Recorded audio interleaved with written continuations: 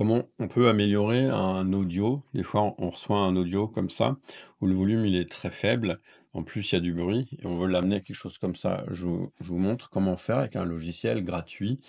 Là, je fais la démo ici sur cette piste. Qu'est-ce qu'on a? On a du bruit.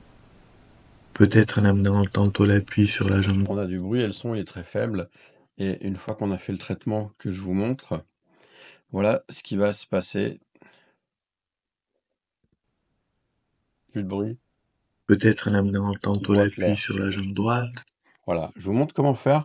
Pour ça, il vous faut un logiciel qui est gratuit, qui s'appelle Audacity. Vous le trouvez sur audacity.org, Audacity.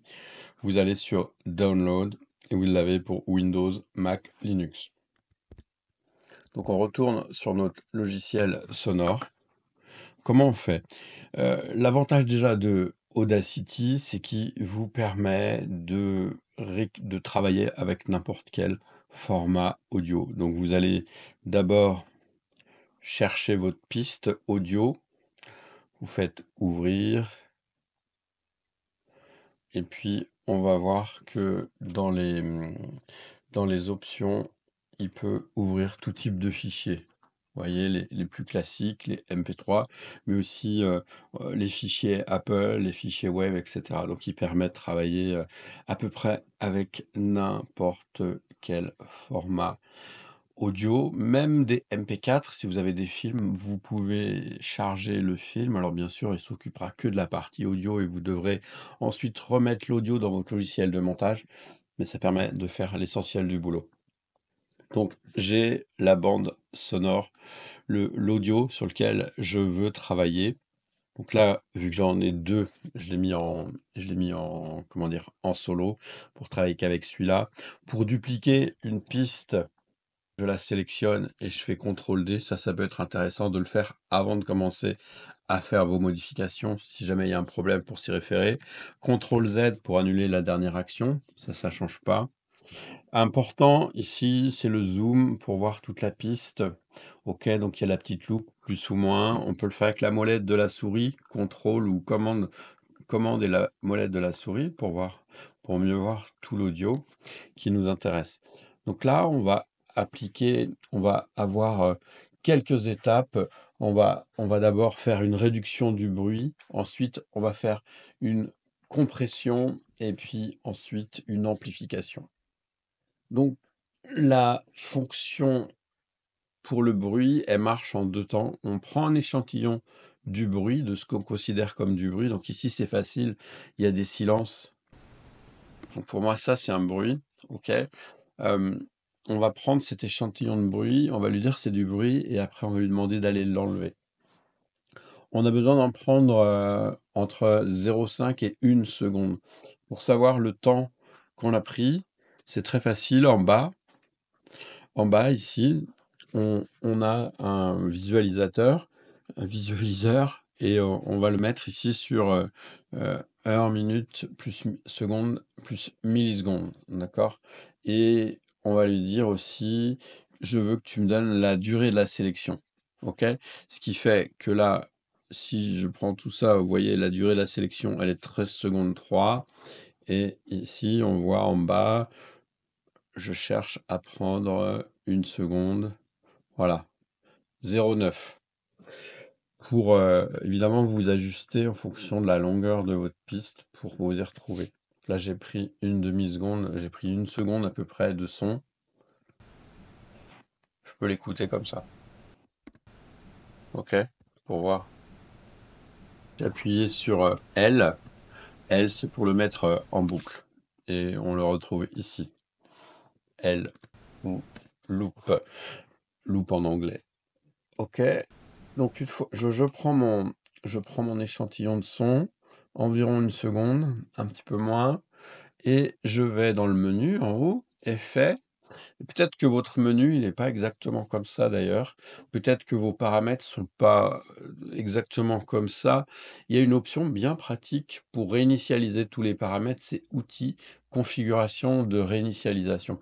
Je vais pas le faire, parce que ça va réinitialiser tous mes paramètres, mais vous pouvez le faire. D'ailleurs, c'est mal traduit. C'est plutôt réinitialisation de la configuration que ça fait. Donc je vais dans Effets, réduction du bruit. D'abord, je lui dis prendre le profil du bruit. C'est ce que j'ai fait là, le profil du bruit.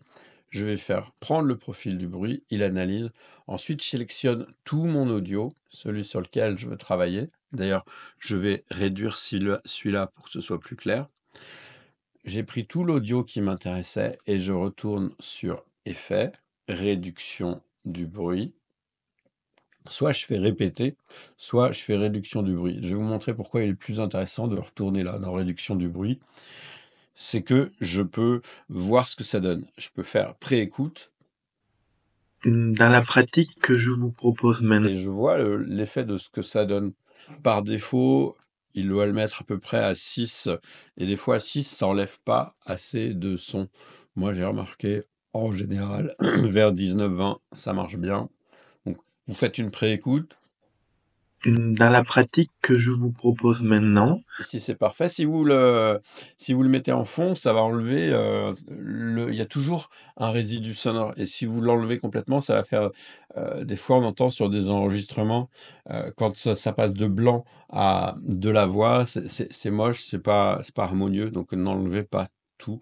On va rester vers, moins 19 décibels.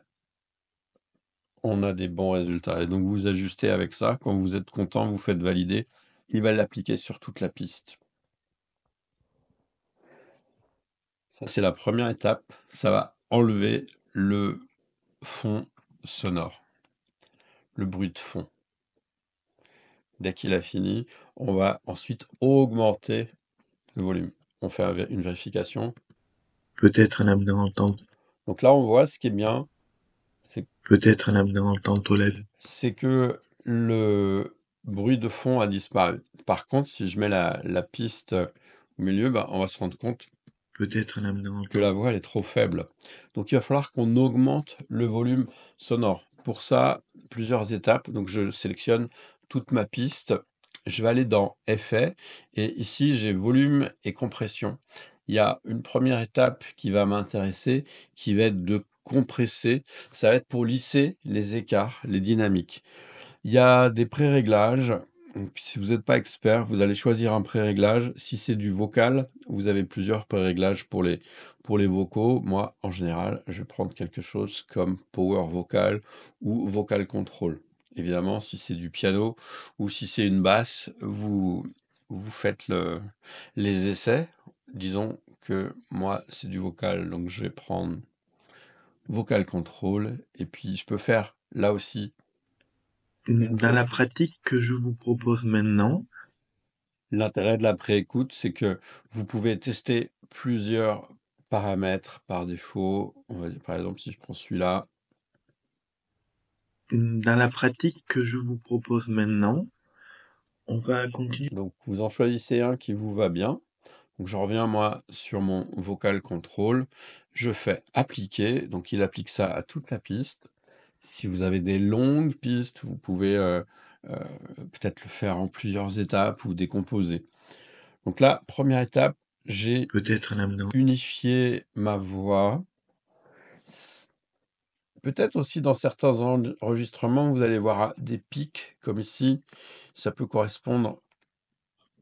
On va voir ce que c'est. Là, il n'y a rien. Là, c'est juste un bruit de bouche. Mais des fois, vous allez voir un gros pic, un bruit, quelque chose qui tombe ou un truc comme ça. Là, c'est assez facile avec Audacity. Je sélectionne la zone.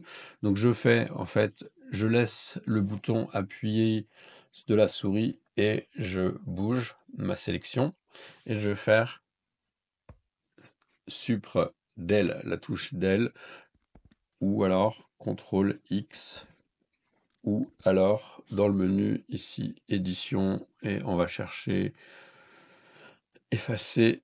Voilà, il y a plusieurs façons de le faire si jamais il y a un bruit parasite dans votre enregistrement. On a enlevé le bruit, on a compressé et maintenant on va amplifier tout ça. Je sélectionne ma piste, effet, volume et je vais faire amplification. Il la calcule automatiquement en fonction de ma piste. Je fais préécoute. Dans la pratique que je vous propose maintenant, Vous pouvez ajuster. Moi, je laisse toujours ce qu'il fait par défaut, mais vous pouvez ajuster en fonction de votre besoin spécifique. Je fais appliquer. et allongé sur le dos, amenez tout simplement votre Là, vous voyez, on a une voix, on a une bande qui a rien à voir avec la bande de départ, qui est tout à fait correcte. Maintenant, on peut aller juste un poil plus loin en allant rajouter de la normalisation.